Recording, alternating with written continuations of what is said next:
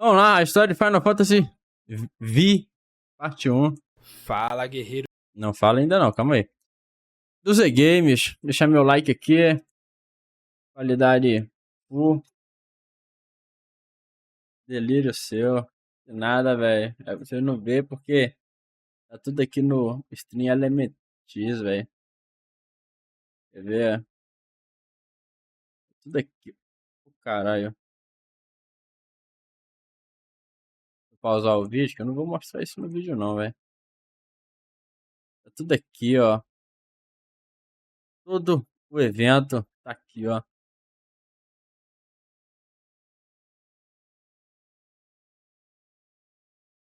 Entendeu? Vamos lá. Freio. Fala, guerreiros e guerreiras, aventureiros e aventureiras. Tudo beleza, galera? Aqui é o Z trazendo pra vocês esse que é um Agora. vídeo muito aguardado, que é Sai sim fora. o vídeo de Final Fantasy VI. Finalmente chegou a hora de contar a O história VOD é o desse que é Pitbull do considerado samba, velho, lá um da dos live do Gil. maiores games, se não o melhor Final Fantasy de todos. Você concorda com essa afirmação? Pra você, Final Fantasy VI é o seu Final Fantasy favorito?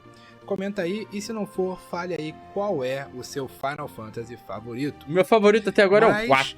Independente disso, eu tô aqui pra contar a história de cabo a rabo desse jogo, então já fica aqui o aviso de spoiler, beleza?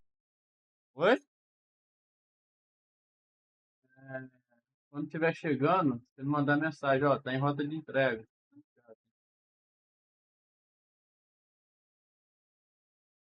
Uhum. Contar a história de cabo a rabo desse jogo, então já fica aqui o aviso de spoiler, beleza? Esse vídeo aqui é a história do Final Fantasy VI do início até seu fim. Na verdade, é a primeira parte da história de Final Fantasy VI, porque, como vocês bem podem ter imaginado, a história ficou gigante, então eu tive que dividir em mais de um vídeo. Antes de começar, uns avisos rápidos, como eu falei, esse vídeo tem spoiler, e também, se você não assistiu nenhum dos vídeos anteriores de Final Fantasy, não tem problema, você pode começar por esse vídeo aqui. Final Fantasy VI não é sequência de nenhum outro Final Fantasy lançado antes dele. Como eu falo sempre em vídeos de Final Fantasy, de começar por esse vídeo aqui. Final Fantasy VI não é sequência de nenhum outro Final Fantasy lançado antes dele. Como eu falo sempre em... É por isso que eu fiquei perdido, pô, quando eu tava analisando as intros lá, tá ligado? Eu tava pensando, pô, o que que aconteceu e tal. Porém, depois eu percebi que, cara, a gente tá indo pra vários mundos diferentes, personagens diferentes. Aí eu cheguei à conclusão lá no React que, pô, parece ser independente do outro, tá ligado? Parece ser outra parada, velho. de Final Fantasy, cada título de Final Fantasy começa um novo mundo, começa uma nova história com novos personagens, tirando sequências Tô cheio de caraca, velho. Tomei banho direito não, levam velho. o número Foda. do Final Fantasy original. Final Fantasy VI é um game totalmente standalone, ele não é sequência de nenhum jogo, beleza? Então, dito isso, bora começar de vez com a história de Final Fantasy VI. Final Fantasy VI é um game de RPG desenvolvido e publicado pela Squaresoft, tendo algumas empresas como a Matrix Software e a Dotemu trabalhando em versões... Cara, na moral, falando em cabelo no cu, vocês sabem que eu demoro pra caralho no banheiro, velho. Ó, aqui em casa tem aquela ducha, tá ligado? Aquelas duchas de lavar o cu. Então, aqui tem, pelo menos facilita. Mas, cara, na moral, quando eu fui lá pra casa do meu pai, velho, lá na casa do meu pai não tem ducha não, tá ligado? Ducha higiênica.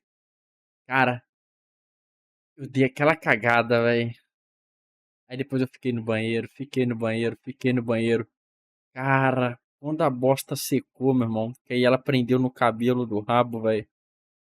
Pra tirar essa merda, puta que pariu. Puxava, vinha cabelo junto. Puta que o pariu, cara. Meu irmão, toda vez que era cagava, tomava banho depois. Cagava, tomava banho depois, meu irmão. É isso, meu irmão. Não dá, não. Sem Final condição, mano. Fantasy VI é um Na game moral. de RPG desenvolvido e publicado pela Squaresoft, tendo algumas empresas como a Matrix Software e a Dotemu trabalhando em versões mais recentes. Mas a ducha ajuda pra isso, porque ele joga água e amolece depois, né? A princípio para o Super Nintendo.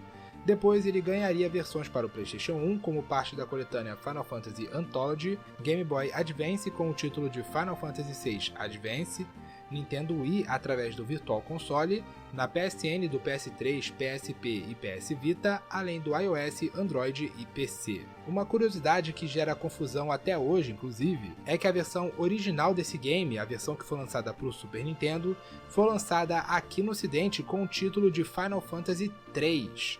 Isso porque o verdadeiro Final Fantasy III ainda não tinha lançado fora do Japão naquela época, assim como o Final Fantasy II e o Final Fantasy V, ou seja, por esse lado do mundo, do Final Fantasy I pulou direto pro Final Fantasy IV e do Final Fantasy IV pulou direto pro Final Fantasy VI.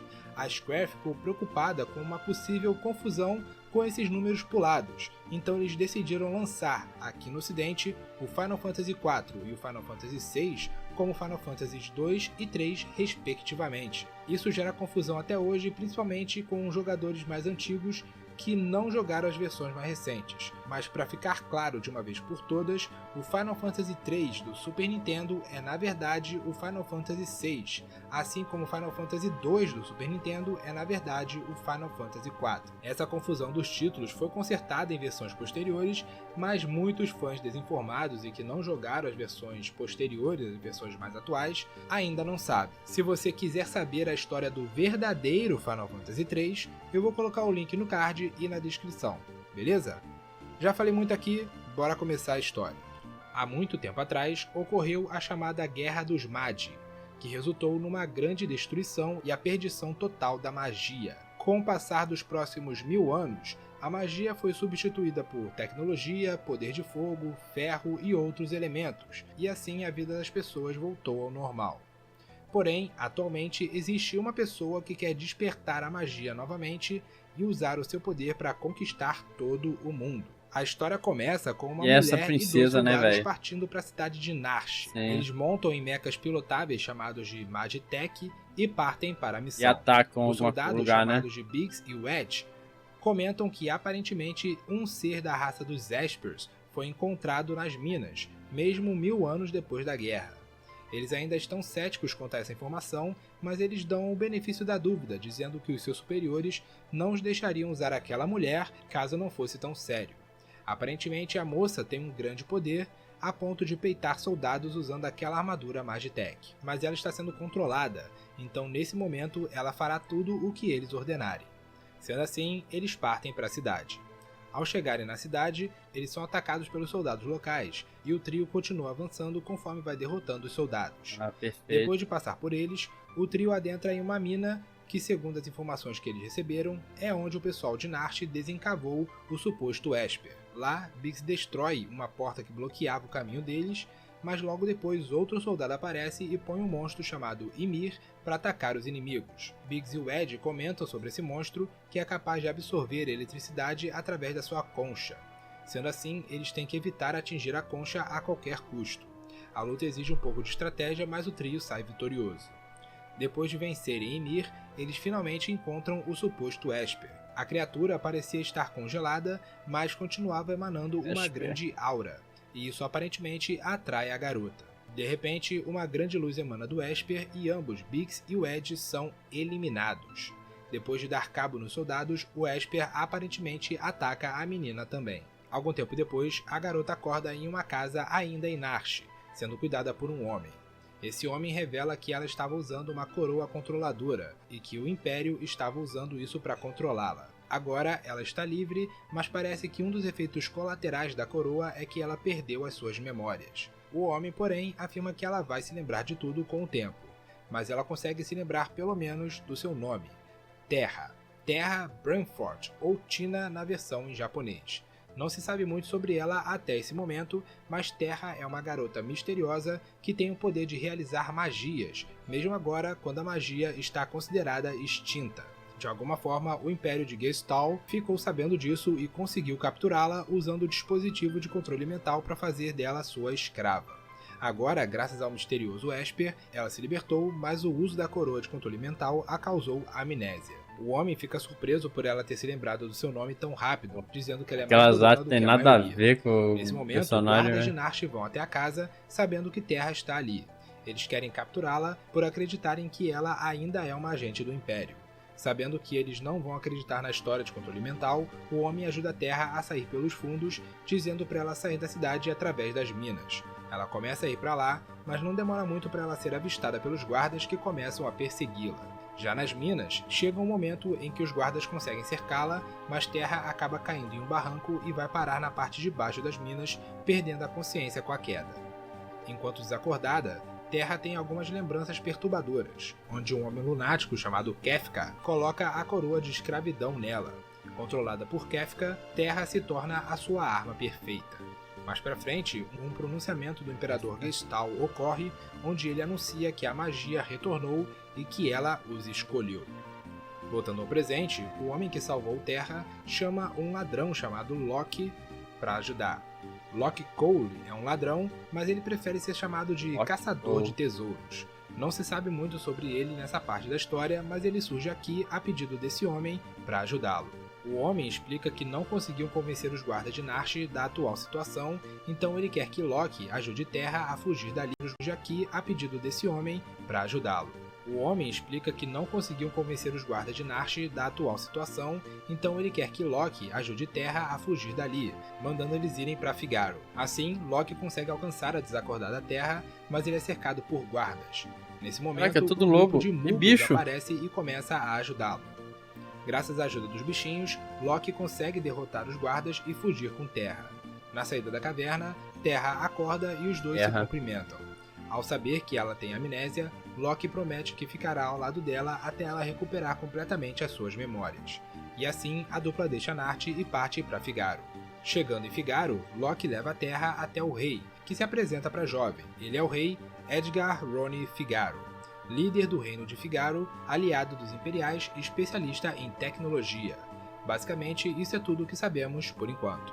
Loki brinca perguntando se Terra está surpresa por alguém como ele conhecer um rei. Ele deixa os dois e vai resolver algumas coisas. Edgar sabe que Terra é uma soldada do Império e diz para ela não se preocupar, já que Figaro é aliada do Império.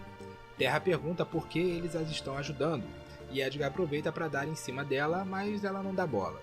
Enfim, Edgar deixa o local e Terra vai explorar o castelo. Durante essa exploração, ela conversa com uma das criadas que revela que Edgar tem um irmão gêmeo. Rola um flashback onde o irmão do Edgar discute com ele sobre a saúde de seu pai. Aparentemente, o antigo rei estava doente e eles já estavam discutindo um sucessor, algo que o jovem príncipe não aceitava. Edgar, choroso, deixa o local. O jovem príncipe se chama Sabin e é dito que ele trocou a vida da realeza por sua própria liberdade. Depois de saber disso, ela volta para conversar mais com Edgar, mas eles são interrompidos com o anúncio da chegada de alguém do Império. Edgar logo percebe que se trata de Kefka Palazzo, o mesmo cara que Essa tinha mansão colocado dos o youtubers aí não colágeno tinha dado uma experimental merda em Terra. não, velho. Ele se aproximava ao lado de dois guardas, amaldiçoando o fato de Figaro ficar no meio de um deserto. Quando Kefka chega lá, Edgar vai recebê-lo e o palhaço informa que ele está atrás de uma mulher de pouca importância, mas que lhe foi dito que ela havia encontrado refúgio ali. Edgar pergunta se ele se refere à bruxa que andam falando por aí, e Kefka nega, afirmando apenas que ela roubou algo de pouco valor. Edgar decide proteger Terra, dizendo que tem muitas mulheres ali e que ele não poderia saber se a mulher que Kefka está procurando está naquele local. Entendendo que Edgar não quer lhe entregar a moça, Kefka diz que Edgar só tem a perder por fazer isso e vai embora, dizendo com um tom ameaçador de que espera que nada de ruim aconteça com Figaro.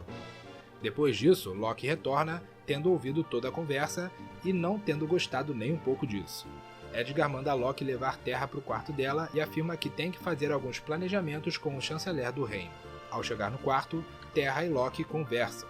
Terra pergunta se Loki é mesmo um ladrão, e como sempre, Loki prefere o termo caçador de tesouros.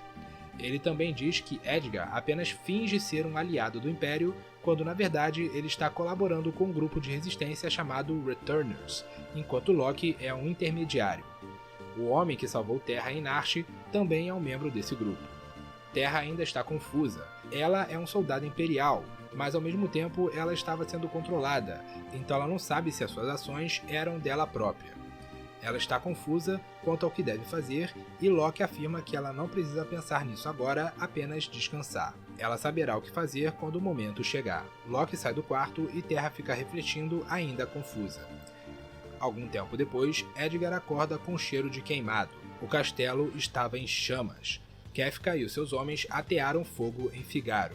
O palhaço aparece, ainda exigindo por terra, e Edgar continua a negar. Edgar vai até um de seus soldados e manda ele preparar 8, cara. tudo. A princípio parecia que ele havia cedido e que ia entregar terra para Kefka, mas logo em seguida, 3 chocobos aparecem e Edgar pula em um deles, seguido por Terra e Loki. Kefka acreditava que Edgar tinha abandonado o seu próprio reino, mas antes de fugirem, Edgar manda eles afundarem na areia. E assim, o castelo entrou em modo submerso, afundando completamente nas areias do deserto, Que doideira, deixando apenas mano. Kefka e os seus soldados para trás. Furioso, o palhaço manda seus soldados atacarem o trio que fugia em chocobos, e eles, montados em Magitex, partem para cima. Durante a batalha, Terra surpreende Edgar ao usar magia contra os soldados. Loki não entende a surpresa de Edgar, mas fica igualmente surpreso quando percebe que o que a Terra estava fazendo era de fato conjurar magias. Os dois ficam surpresos, mas no final veem que isso não é importante. De fato, a magia de Terra pode ajudá-los bastante naquele momento. Sendo assim, o trio derrota os soldados e conseguem escapar. Enquanto fugiam, Edgar e Loki dizem que gostariam de apresentar Terra ao líder dos Vai matar o Returners Alex de Niterói, e sim. afirmam que a magia pode ser a chave para encerrar aquela guerra. Terra confirma que sabe tanto quanto eles, ou seja, praticamente nada. Ela não sabe por que conjura magia, apenas é natural para ela. Edgar acha que deve ter uma relação com os Espers e que nenhum humano normal consegue conjurar magia. Isso deixa Terra desconcertada e sem saber o que fazer. Edgar e Loki insistem que ela vá com eles e conheça o líder dos Returners, Venom, e que talvez ele saiba o que fazer. Sendo assim, ela concorda. Eles vão para uma caverna que serve de passagem para Solf Figaro. Lá, Edgar informa o seu soldado que estava guardando a entrada da caverna do que eles pretendem fazer e o manda voltar para o castelo para informar os demais. O trio atravessa a caverna e chega em uma casa. Edgar sente algo familiar naquela casa. O cheiro da comida, tudo era como se ele estivesse no seu próprio lar. Ele começa a suspeitar de que seu irmão Sabin possa viver ali. Do lado de fora da casa, eles encontram um homem que os informa que a pessoa que mora naquela casa saiu há alguns dias, depois que soube que o mestre Duncan havia sido morto. Ele foi para as montanhas. Aparentemente, o filho desse mestre Duncan, chamado Vargas, está desaparecido também. Chegando em Solf Figaro, o grupo logo de cara avista uma figura sombria perambulando pela cidade. Eles seguem a figura e vão parar em um hotel. Depois disso, eles vão para o pub, onde encontram o cara misterioso e o seu cachorro. O homem simplesmente os ignora Caralho, e é um Loki ninja, tenta velho. provocá-lo, mas Edgar o para, dizendo reconhecer aquele homem. Ele é Shadow, um ninja assassino e O mercenário, Shadow! conhecido por fazer qualquer coisa, inclusive matar os seus entes queridos pelo preço certo. Percebendo que esse cara é encrenca, Loki concorda em deixar ele pra lá. Mais pra frente, eles conhecem a esposa desse tal de Duncan, que diz que ele levou seus estudantes para o Monte Coach para meditação e treinamento. Coincidentemente, é justamente por onde os heróis terão de passar para chegar até a sede dos Returners. Sendo assim, eles reabastecem seus suprimentos e vão para o Monte Coach. Lá, o trio começa a subir a montanha quando eles avistam um vulto subindo logo à frente deles. Eles seguem essa pessoa misteriosa. E mais pra Mamar frente, um cara a que figura se mama é o revela fim da sendo um picada, homem que velho. bloqueia Na a moral. passagem dos heróis. Esse homem é Vargas, e ele pergunta se Sabin os enviou e os ataca. Edgar percebe que Sabin de fato está ali. Vargas não dá muitas explicações, apenas que ele os estava vigiando e que não planeja se render. Sendo Aí é assim, o loucura. trio é atacado por Vargas e uma luta começa. Chega um determinado momento que Vargas decide lançar um golpe de misericórdia, mas é impedido por Sabin. O irmão de Edgar aparece para interferir na luta e pergunta por que Vargas matou Duncan, seu próprio pai. Aparentemente, Vargas sentia ciúme da forma como Duncan tratava Sabin, afirmando que Sabin tinha sido escolhido para ser o sucessor do seu pai. Mas Sabin retruca dizendo que Duncan queria que Vargas fosse o sucessor, mas Vargas não acredita e o ataca com seu golpe mais poderoso, o Blizzard Fist, que joga todos longe, menos Sabin. Sem escolhas, Sabin decide lutar e surpreende Vargas ao utilizar a técnica suprema do seu mestre, o Rage Fist. Com isso, Vargas é derrotado e morto, e Sabin lamenta. Tá maluco. Olha o Brutamontes contra o Nanico, cara. Mesma coisa que eu enfrentar o Void me derrubar com um soco, cara. Qual é a lógica? A tragédia. Depois de toda essa confusão, o trio vai até Sabin, que fica surpreso ao ver o seu irmão ali. Loki e Terra também ficou surpresos ao saberem que Sabin é irmão gêmeo de Edgar. Sabine vê que finalmente as coisas estão acontecendo, que Figaro se voltou contra o Império e que Edgar está indo até os Returners. Ele afirma que observou tudo à distância, esperando pelo momento Rapaz, certo. o poder dele aí é Sabine, então, purpurina, decide se velho. juntar a eles, afirmando que o seu mestre Duncan ficaria feliz ao ver que o seu treinamento estará sendo usado para trazer a paz ao mundo. Sabine se junta aos heróis. Na companhia de Sabine, o grupo deixa as montanhas. Sabine René Figaro, também chamado de Mesh na versão em japonês, é irmão gêmeo de Edgar, e assim como ele, príncipe do reino de Figaro. Caraca, ele é Depois um da morte de Mesh, seu cara, pai, Mesh aí. Edgar assumiu o trono de Figaro e Sabine decidiu deixar o reino para viver a sua própria vida.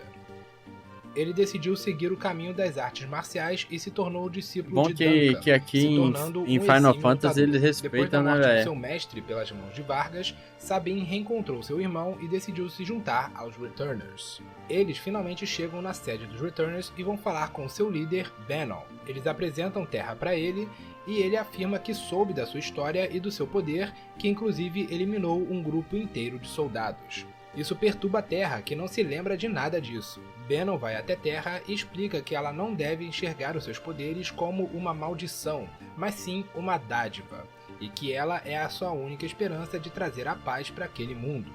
Edgar não gosta muito da abordagem do Bannon, a achando insensível, e Bannon alega estar muito cansado e vai dormir.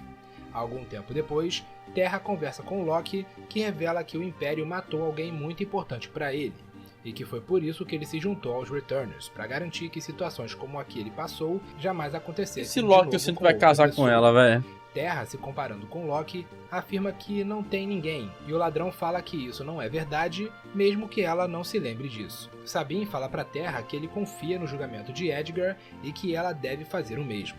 Já Edgar fala que não é justo exigir tanto da Terra e que se ela for fazer parte da Resistência, deve ser por vontade dela própria. Terra... Inclusive os pixel art são mais bonitos que os próprios personagens ali quando aparece ali na conversa, velho. Que se ela for fazer parte da Resistência, deve ser por vontade dela própria.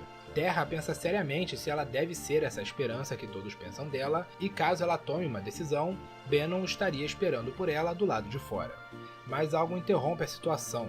Um homem gravemente ferido chega até ali, revelando que o Império tomou o Salt Figaro e estava indo na direção deles. Eles foram encontrados. Para atrasar o Império, Loki se separa do grupo, prometendo à Terra que ele voltará. Quanto aos demais, Edgar afirma que eles podem escapar através do rio Leti e irem em direção a Narsh. Além da fuga, seria também uma oportunidade para eles verem melhor o Esper e para a Terra se entender melhor, e assim tomar a sua decisão. Um membro dos Returners fala com Terra dizendo que pessoas inocentes estão em risco e pede para que ela os ajude. Sendo assim, Terra, Edgar, Sabine e agora Bannon vão juntos rumo a Narsh. Eles pegam uma jangada e seguem a correnteza do rio. Depois de um tempo velejando correnteza adentro, o grupo acaba sendo abordado por uma criatura que lembra um povo chamado Ultros, que não está disposto a deixá-los passar. Sendo assim, o grupo enfrenta o... Cara, outra coisa, velho. Eu não era muito fã desses joguinhos assim, pixel assim não, tá ligado? Eu já joguei alguns na época do PS2. Só que eu sempre, achava chato pra caralho, às vezes não entendia o jogo, tá ligado? Mas vendo esses Final Fantasy assim, eu percebo quão besta eu era, tá ligado? São um joguinho com uma puta história, não no caso desse daqui, tá ligado? Esse aqui, sinceramente, esse aqui é o Final Fantasy, sei lá, menos vibe Final Fantasy dos que eu vi até agora, tá ligado? Mas eu percebo quão bobo eu era, tá ligado? Assim, às vezes a gente olha um gênero assim, é tipo jogar o livro pela capa, tá ligado? Pô, olha como é que é o joguinho, cara. Vou nisso não, velho. Aí você viu um jogo bem interessante, tá ligado? Enfim. Dentro, o grupo acaba sendo abordado por uma criatura que lembra um povo chamado Ultros, que não está disposto a deixá-los passar. Mas os que eu vi até agora, a história é mais cativante que essa daqui, Depois cara. de uma troca de golpes, Ultros acaba indo para o fundo do rio, aparentemente fugindo da batalha. O grupo parece estar em paz, mas Ultro aparece Não e digo quase pela puxa a Terra pra gameplay, água. digo mais pela história mesmo, tá ligado? Sabine pula na água e enfrenta o povo. Como resultado, Sabine é cuspido para fora da água e é levado para outra direção pela correnteza, se separando dos outros. Agora o grupo está dividido em 3. De um lá. lado, Terra, Edgar e Bannon estão indo pra Narsh. De outro, 4, Locke... a gente assistiu a primeira parte do 4, achei do caralho, mano. O 4 pra mim até o momento é o meu favorito, mesmo ainda não tendo terminado a história. Achei muito foda. pela correnteza, se separando dos outros. Agora 7 o é grupo muito está maneiro. dividido em 3. De um lado, Terra, Edgar e Bannon estão indo para Narsh. De outro, Locke ficou para trás para atrasar o Império em South Figaro. E por fim, Sabine se separa dos demais e está sendo levado pela correnteza para outro local. No lado de Terra, Edgar e Bannon, o trio finalmente chega em Narsh. Lá, os soldados Tudo bem de que esse Narsh daqui também é só a primeira reconhecem Terra parte, né? e se 30 recusam a deixá-la minutinhos. entrar, mesmo com os esforços de Bannon e Edgar. Sendo assim, eles adentram pela passagem que Terra e Locke passaram antes. Eles atravessam a passagem e voltam para casa do homem que resgatou Terra, que aqui descobrimos se chamar Arvis. Eles conversam com ele, que afirma que Narsh ainda quer permanecer neutra, e mesmo Arvis tentando convencê-los do contrário, os representantes de Narsh se recusam a se aliar aos Returners. Bannon acredita que Terra pode ajudá-los a descobrir mais sobre os mistérios do Esper desenterrado, e Arvis afirma que, se eles usarem os movimentos certos, os habitantes de Narsh podem permitir que ela se aproxime do Esper. Em South Figaro, Locke fez o máximo que pôde para segurar as forças imperiais, e agora ele precisa fugir e se reunir com os outros em Narsh. Para isso, ele rouba os trajes de um mercador e também de um soldado. O Locke é o poder personagem andar mais com carismático liberdade até o pela momento cidade. até aqui, tá Graças ligado? a esses trajes, Locke foi capaz de encontrar passagens secretas pelas casas, até que uma delas o leva até um calabouço. Lá, ele olha em uma das celas e fica surpreso ao ver uma mulher que lhe é muito familiar. Ele Eita. logo percebe que ela era uma das generais do Império. Aparentemente, ela traiu o Império e estava sendo punida por isso. Essa mulher se chama Celeste e, pelo jeito, ela não concorda com os métodos do Império e por isso ela se rebelou. Ela ainda diz que Kefka planeja envenenar todos os habitantes do reino de Doma. Um dos soldados presentes golpeia Celeste e depois se vai, deixando o segundo soldado a vigiando, alegando que a execução de Celeste seria no dia seguinte. Ao presenciar tudo isso, Locke adentra na cela e liberta Celeste. Eles se apresentam e Locke parece disposto a levar Celeste com ele, mesmo ela estando fraca e podendo atrasá-lo. Celeste hesita, mas Locke afirma que irá protegê-la. Assim, Celeste se junta a Locke na fuga. Celeste Share é uma guerreira Magitech, ou seja, ela teve infusão de magia inserida dentro do seu corpo pelo Império. Graças a isso, ela consegue conjurar magia, mas não de forma natural como Terra. Ela era uma general do Império até que ela passou a não concordar com as ações do Imperador, se tornando uma traidora. Ao que tudo indica, o momento em que Celeste decidiu se voltar contra o Império foi quando ela soube que Kefka pretendia envenenar todos os habitantes do reino de Doma. Ela foi presa em South Figaro e estava esperando a sua execução quando ela foi libertada por Locke, que a convida para se juntar aos Returners. Mais adiante, Celeste pergunta por que Locke a está ajudando. Primeiro, ele responde que ela o faz lembrar de alguém, mas depois fala que ele a está ajudando simplesmente porque ele quer. Com isso, a dupla escapa de South Figaro. Eles vão para a caverna e começam a seguir para atravessá-la. Perto da saída, eles escutam um barulho estranho. Subitamente, sai das paredes da caverna uma grande máquina conhecida como Tunnel Armor. Celeste conhece essa máquina, afirmando que ela usa propriedades mágicas para atacar, mas que ela poderá conter essa magia com a sua própria espada rúnica.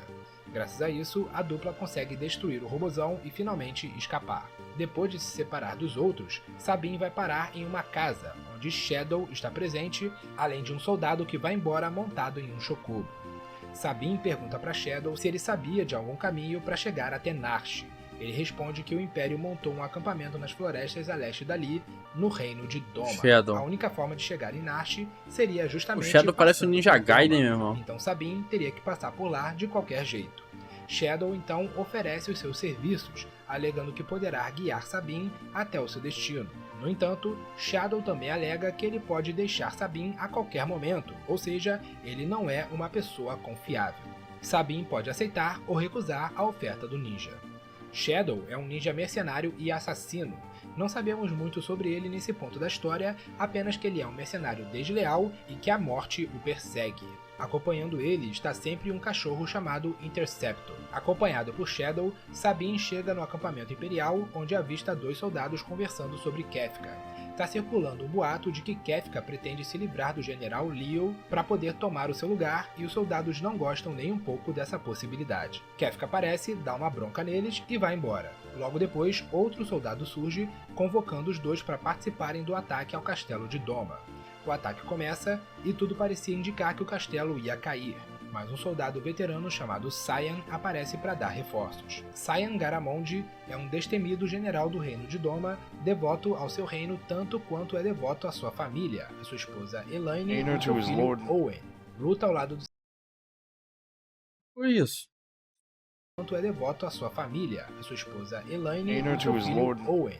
Luta ao lado dos seus companheiros contra a campanha de dominação do Império e está ali para defender o seu lar de uma batalha aparentemente perdida. Sozinho, Cyan enfrenta os soldados imperiais e, enfim, derrota o capitão imperial, forçando as forças inimigas a recuar. Enquanto isso, Sabine e Shadow adentram no acampamento imperial e avistam um soldado relatando a batalha para o general Leo do Império. Aparentemente, as forças de Doma estão resistindo dentro do seu castelo.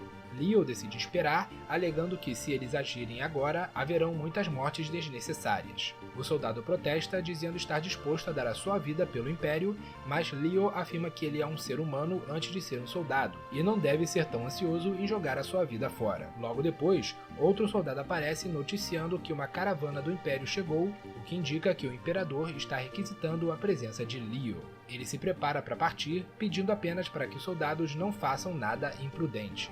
Enquanto Leo se prepara, Kefka aparece, revelando que pretende jogar veneno no rio de Doma, para envenenar todos que beberem da sua água. Leo vai embora, pedindo novamente para que ninguém faça nada imprudente nessa batalha, mas assim que ele deixa o acampamento, Kefka ordena que o veneno seja jogado no rio, sem se importar com as vidas inocentes, nem mesmo dos aliados capturados. Os heróis escutam tudo e não conseguem mais ficar escondidos. Eles se revelam e partem para cima do Kefka. Mas na primeira oportunidade, o vilão foge e deixa os soldados para enfrentarem os invasores. Enquanto Sabine e Shadow lidam com os soldados, Kefka pessoalmente joga o veneno no rio, esperando sadicamente pelo resultado. No castelo de Doma, Cyan é relatado de uma agitação acontecendo no acampamento inimigo e percebe algo estranho na água. Subitamente, todos os soldados começam a, um por um, caírem mortos no chão. Eles percebem que a água foi envenenada e decidem rapidamente avisar o rei. Mas ao chegar na sala do pelo trono, menos esse aqui tem o rei tragédia estava também, caído. velho. O monarca estava fraco e pede perdão por ter falhado em proteger o reino, além de agradecer Cyan, que protegia Doma desde o reinado do seu pai, o rei anterior.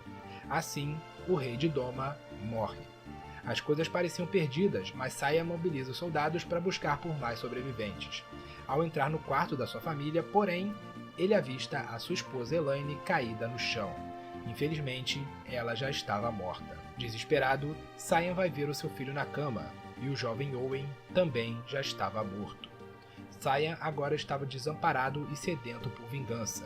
O Império destruiu seu reino e matou a sua família da forma mais abominável possível. Aí o Cyan vai chegar lá pro Kafka lá, velho. Marido de uma mulher assassinada. Pai de um filho assassinado, tá ligado? Ele não podia deixar barato. Vai ter Sem aquele se importar com a discurso sua lá própria do... vida, Cyan vai sozinho enfrentar as forças inimigas. Putz. Sabine e Shadow avistam Cyan enfrentando os soldados imperiais Gladiador e lá. decidem ajudá-lo. Depois de derrotar uma onda de inimigos, Sabine diz que eles devem fugir, pois logo mais inimigos é o nome dele? aparecerão e eles Leônidas? ficarão em desvantagem. Cyan ainda estava sedento por vingança, mas reconhece que a retirada era a melhor estratégia.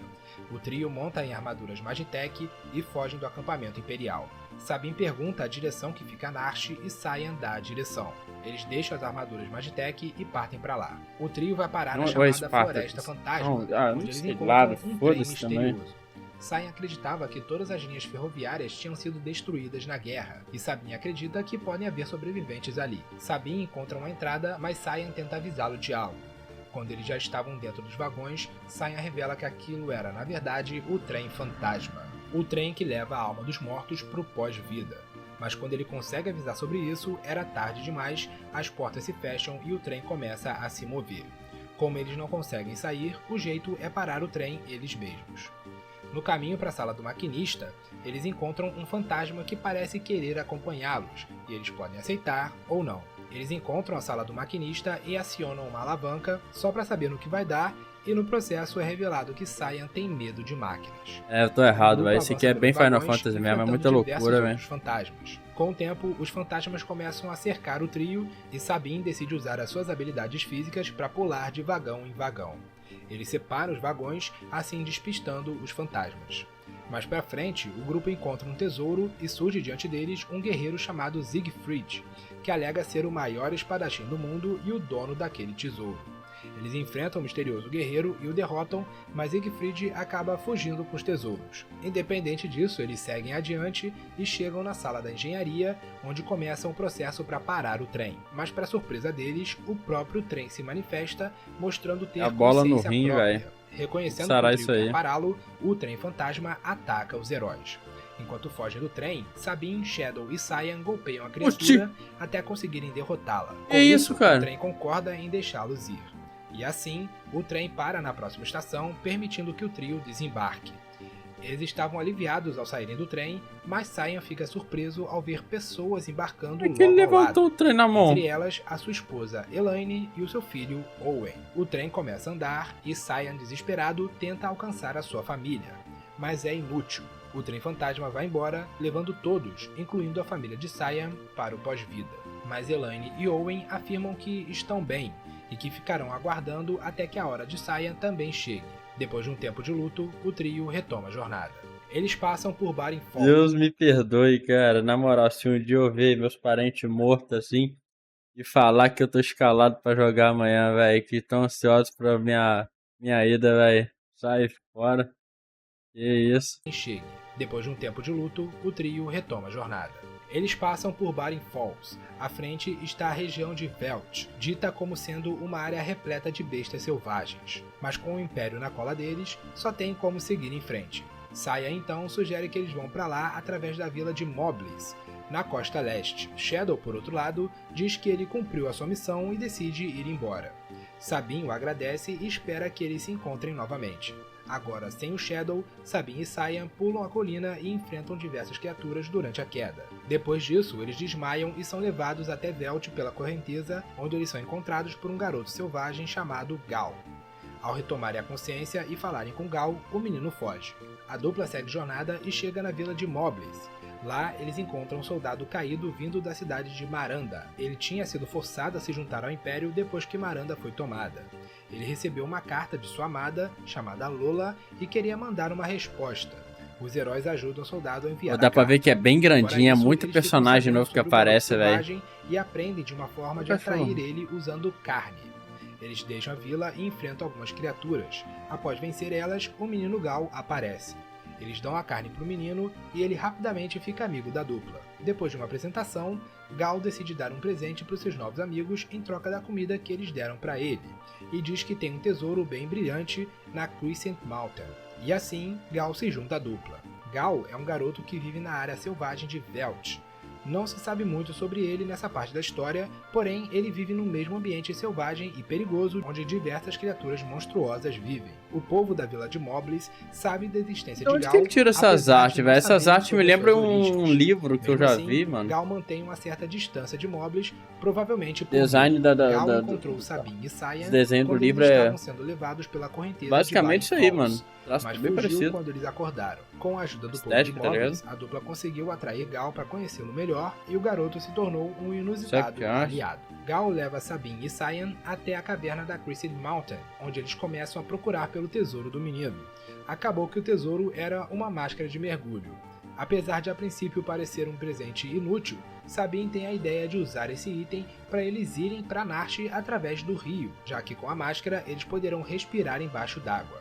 Apesar da correnteza forte, era o caminho mais rápido para eles encontrarem os outros. E assim, Sabin, Cyan e Gal mergulham e se deixam ser levados pela forte correnteza do rio. Depois de uma verdadeira aventura subaquática, o trio vai parar na cidade de Nikia. Lá, depois que eles reabastecem seus suprimentos, o trio contrata um marinheiro para levar eles de navio até South Figaro. Uma vez lá, eles partem ao encontro dos demais companheiros em Narshe. Lá, Terra, Edgar, Benon e Arvis tentam convencer o povo de Narshe a se juntar aos Returners. Bannon alega que, se eles permitirem que o Império continue se expandindo, não vai demorar muito para eles tentarem tomar o Esper encontrado em Narsh à força, e assim usar o seu poder para começar uma nova guerra de Madi. A conversa é interrompida pela chegada de Sabine, Cyan e Gal, que se apresentam e revelam o que aconteceu em Doma. O ancião de Narsh afirma que Doma sofreu aquela barbaridade por ter se associado aos Returners, então, logicamente, Narsh deveria se manter neutro. E é aí que Loki e Celeste também chegam, revelando que o Império está marchando naquele momento para atacar Narsh. Ao descobrir Celeste com Loki, Cyan fica furioso, acreditando que ela era um inimigo por ser uma general do Império, mas logo é explicado que agora ela pretendia se juntar aos Returners. Não demora muito para um soldado de Narsh aparecer e relatar que o Império estava de fato se aproximando. Kefka lidera uma tropa de soldados e, não se importando com a neutralidade de Narsh, ordena que qualquer um que apareça no caminho deles seja morto. Sendo assim, a gente Narsh enfrenta um decide bobo que da irá lutar corte, ao velho. lado dos rebeldes. Os heróis decidem se posicionar próximo ao Esper para defendê-lo das forças imperiais. No caminho, Edgar conversa com A história é o Celeste, seguinte, dizendo para velho, ela o Jill não se botou todo iludir mundo com as pra tendências fuder aí. protetoras de Loki, mas Só Celeste ficou afirma puto. que ela é uma Agora soldado estão caçando e o não Jill, meu uma irmão. iludida buscando um amor. Celeste também conversa com Terra, se mostrando surpresa por ter encontrado ela naquela situação. Elas conversam sobre como as duas usam magias de forma diferente. Enquanto para Terra a magia é algo natural, Celeste foi imbuída por magia de forma artificial quando ela era criança, usando tecnologia Magitech. Cyan também conversa com Celeste e mostra que ainda não está convencido de que ela está do lado deles, e Celeste apenas diz para ele ver com seus próprios olhos ela demonstrar a sua lealdade com ações. Os heróis se posicionam e quando Kefka os alcança, o grupo enfrenta os soldados imperiais. Após passarem pelos soldados, eles confrontam Kefka mais uma vez. Com a derrota das forças imperiais, os heróis se aproximam do Esper e sentem algo estranho. Subitamente, o Esper começa a reagir à presença de Terra. Com uma sensação estranha, Terra se aproxima do Esper como se quisesse se comunicar com ele. Ela queria saber quem exatamente ela é. Com a reação do Esper, Terra sofre uma transformação. Ela assume uma forma branca e voa para longe. Oxi. Virou a família da Gwen.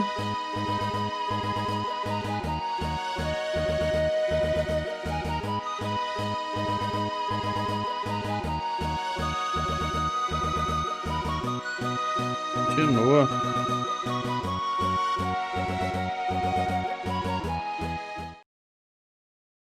Cara, realmente, assim, vamos lá, sendo sincero. A história não me encantou tanto que nem os outros, não, tá ligado? Com aqueles bagulho de magia, bruxas, tá ligado? Que nem foi aquele lá que a gente viu. Eu não vou lembrar qual era agora. Viagem no tempo, aquelas loucuragens toda lá, tá ligado? Personagens bem interessantes, mano. Gunblade, aqueles bagulho lá. No 4 que a gente reagiu lá também. Aquele bagulho da magia branca, negro, cavaleiro branco, negro lá, tá ligado? Aí tinha o velho lá que tinha uma magia muito doida. Aí tinha aqueles dois gurizinhos que se sacrificaram também. Sabe, eu senti mais carisma nos outros personagens dos outros que eu reagi. O 7 nem se fala, mas tem um dos melhores vilões dos games, né? Que é o Sephiroth. É Sephiroth? É, né? É. Nossa, por um momento eu acho que eu esqueci o nome do vilão. E, caralho, eu esqueci de despausar o vídeo. Filha da puta, meu irmão. Eu cliquei pra despausar, mas não despausou. Não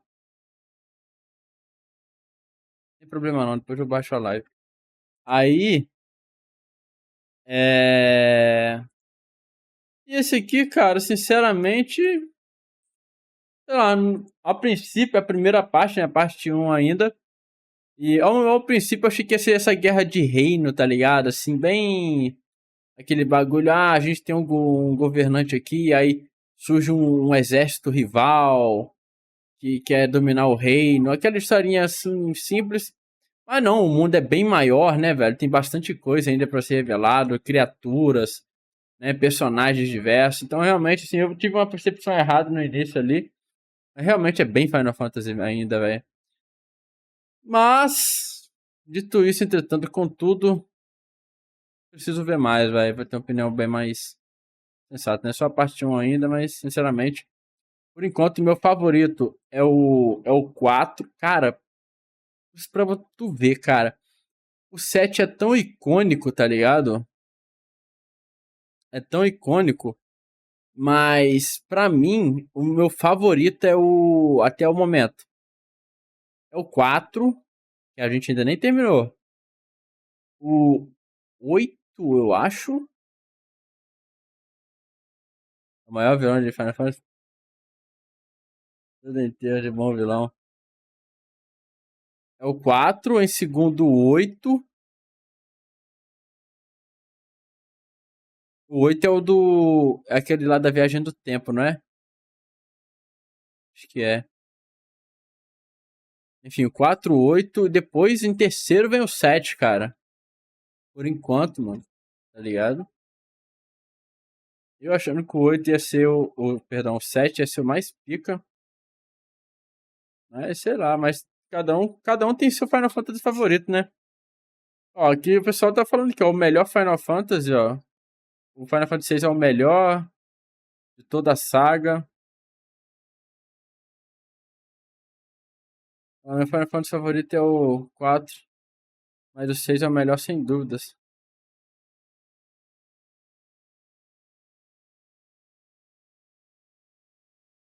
Ó a guerra aqui, ó. Tenho 45 anos e 37 anos de jogatina. Joguei e destrinchei vários e vários jogos e, sem sombra de dúvida, Final Fantasy 6 foi minha primeira paixão no mundo dos games. Olha aí, ó.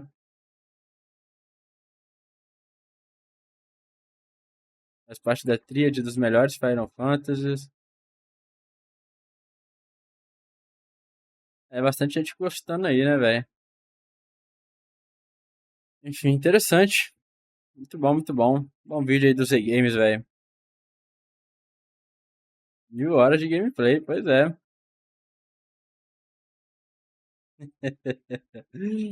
Bom demais. Bom, vamos lá pro